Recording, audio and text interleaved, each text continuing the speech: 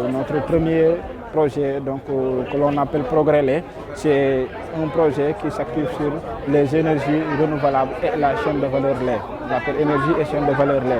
Donc ça aide un peu les éleveurs à transformer le lait à partir des plateformes équipées en tout ce qui est solaire ou bien les énergies renouvelables en quelque sorte.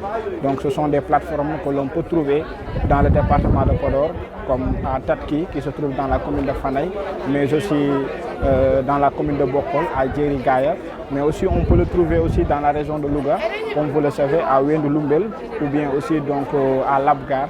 Donc ce sont des plateformes équipées en solaire, mais qui transforment le lait que l'on peut amener partout au Sénégal, qui est consommable dans une durée de 21 jours ou bien plus en quelque sorte. Donc à part ça aussi, on a d'autres types de projets comme Résilience. Résilience aussi, c'est un projet qui aide les femmes à faire l'agriculture, ou bien à rester sur place en quelque sorte, parce que beaucoup d'entre elles faisaient l'agriculture, mais en un moment donné, avec le changement climatique, la dégradation des sols et tout cela, elles ont commencé à délaisser ces activités. Et nous, Enda Énergie, on est venu pour les aider, en quelque sorte, en leur octroyant des terres, à part ça aussi, en leur formant tout ce qui est le changement climatique, mais aussi sur la météorologie. Mais aussi, ces terres sont équipées de pompes solaires. Ce sont ces pompes solaires-là qui les aident, en quelque sorte, de pouvoir quand même faire l'agriculture et d'obtenir tout ce qui est résultat.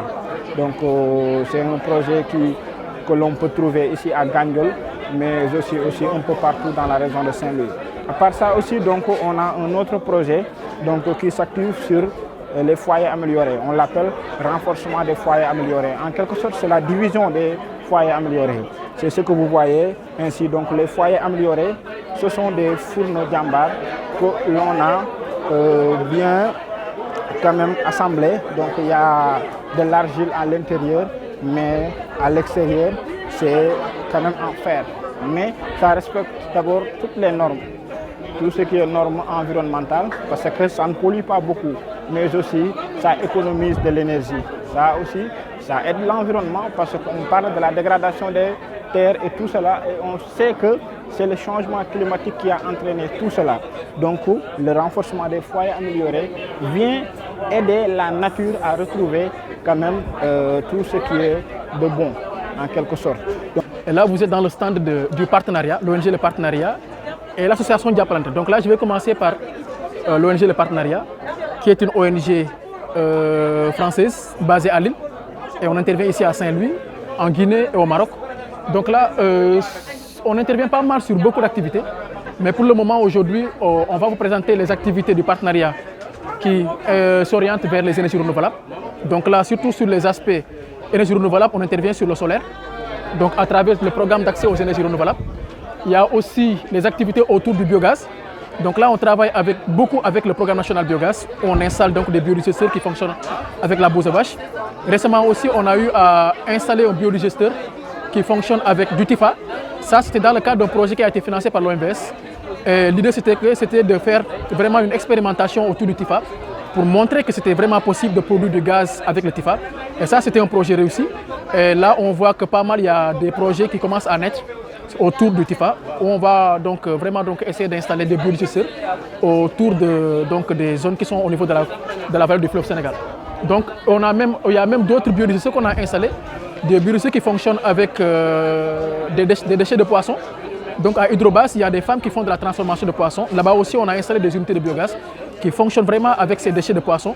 Et là, ça permet vraiment de fournir de l'énergie à ces femmes qui font de la transformation. Qui était la plus disponible. Donc c'est pourquoi le programme s'était focalisé sur la bouse de vache. Mais vous avez vu que dans les interventions, ça crée des exclusions quelque part. Parce que les endroits où les gens peuvent bénéficier du biogaz, alors qu'ils n'ont pas de vache, vous voyez que ces populations sont exclues. Et ça crée une sorte de discrimination. Et pour corriger cette discrimination, notre coordonnateur nous a instruit quand même de faire des études avec les universités. Donc nous allons faire des conventions avec les différentes universités pour permettre aux étudiants même dans leur recherche, pour qu'on recherche d'autres substrats disponibles. Parce que ce n'est pas avec la bouse seulement qu'on produit du biogaz. Il y a d'autres matières qui sont disponibles. Tout ce qui est biodégradable, on peut générer du biogaz avec. Mais ça dépend de la disponibilité de la matière tout simplement. Ce qui fait que si on fait une enquête nationale, vous allez trouver dans différentes zones, chaque zone selon la matière qui est disponible sur place. Et je pense même avec l'UCG, avec les tri sélectifs, parce que ce qu'ils sont en train de faire pour le compost et consorts, si on avait associé le biogaz par exemple, les matières, si on fait le tri sélectif des ordures, en matière biodégradable, on peut mettre ça dans des biodigesteurs.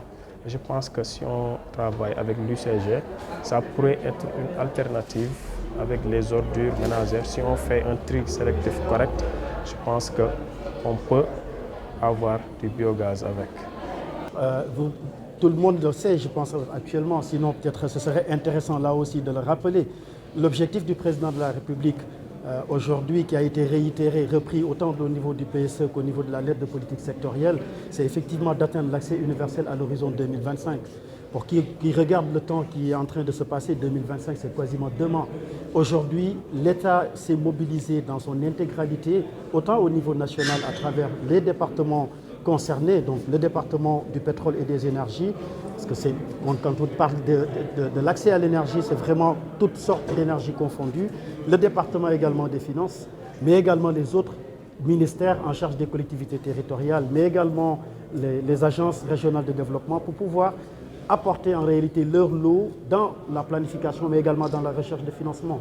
Aujourd'hui, il y a une diversité de financement qui est attendue. Je pense que c'est le lieu et le moment d'ailleurs de convoquer les efforts de tout un chacun. Quoique effectivement on peut se baser sur le budget consolidé d'investissement, mais les ressources de l'État s'avèrent encore assez faibles pour le moment pour pouvoir atteindre l'objectif. Il y a eu récemment une table ronde des bailleurs qui a été organisée pour pouvoir faciliter le financement de l'accès universel. Mais nonobstant justement cet important événement et ces promesses de financement, l'État également s'est engagé à côté justement de ces autres institutions, notamment l'Agence nationale pour les énergies renouvelables, pour pouvoir développer d'ailleurs d'autres solutions qui axent en réalité qui vont permettre de pouvoir soutenir le développement d'activités génératrices de revenus. Si vous prenez les cas par exemple de l'irrigation, si vous prenez les cas par exemple de la conservation des produits agricoles, mais vraiment dans le sens large du terme, on a besoin à chaque fois d'énergie. Aujourd'hui, pour sortir l'eau par exemple de nos nappes phréatiques ou les prendre par exemple au niveau des eaux de surface, il faut naturellement de l'énergie. La plupart du temps, ce qu'on utilisait, c'était effectivement des groupes motopompes. Aujourd'hui, la technologie nous a permis de voir qu'avec l'irrigation solaire, c'est nettement possible. Et qu'aujourd'hui, les producteurs agricoles, pris au sens large du terme, n'ont pas forcément besoin de pouvoir, à la limite, être liés aux aléas pluviométriques, mais plutôt également aller utiliser les ressources internes souterraines en eau qu'on peut avoir. C'est pareil également pour tout ce qui est post-récolte. Quand on a post-récolte comme post-capture, si on prend le cas de la pêche, post-récolte, si on prend le cas de l'agriculture, il y avait pas mal de productions qui pourrissaient à bord champ parce que tout simplement, il n'y avait pas de système de conservation de ces produits-là. Actuellement, l'Agence nationale pour les énergies renouvelables a déjà mis en place des programmes qu'il compte également mettre à l'échelle pour pouvoir soutenir davantage d'ailleurs tous ces secteurs-là au niveau agricole de manière générale pour le bien-être justement des populations et pour l'émergence de notre société. Le défi, c'est de faire en sorte qu'il y ait, en tout cas, qu'on trouve une solution pour concilier la consommation d'énergie avec l'impératif de la préservation de l'environnement. Et la solution, elle est toute trouvée, c'est les énergies renouvelables. Ces énergies renouvelables qui sont présentes partout dans le monde, accessibles partout. Et c'est pourquoi nous devons trouver les solutions, nous devons trouver les moyens pour promouvoir ces énergies renouvelables, leur laisser plus de place afin, en tout cas, qu'on ait un développement de nos territoires beaucoup plus propre, un développement beaucoup plus respectueux de l'environnement pour qu'enfin que la consommation d'énergie n'ait pas d'impact, en tout cas, sur l'environnement et par conséquent sur les survies, en tout cas des espèces qui vivent sur Terre.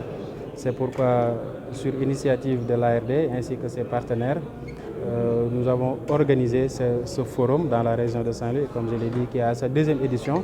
Ça veut dire tout simplement que la première édition, ça a été une réussite. C'est pourquoi on a jugé nécessaire de rééditer ces rencontres et que nous espérons qu'au sortir de ces séries de rencontres, des idées vont jaillir, des initiatives vont germer, des projets également vont être lancés. Enfin, des partenariats pourront également être noués entre les différents acteurs pour qu'ensemble, nous puissions trouver des solutions durables à la problématique de l'accès à l'énergie dans les zones les plus reculées où l'accès à l'électricité n'est pas encore à 100%. Donc nous félicitons l'ARD, nous félicitons les partenaires, mais aussi les acteurs qui ont répondu présents à l'appel et nous espérons que les objectifs assignés à cette rencontre seront amplement atteints pour le bien du développement, pour le bien de notre territoire, pour un développement durable pour toutes les générations actuelles et futures.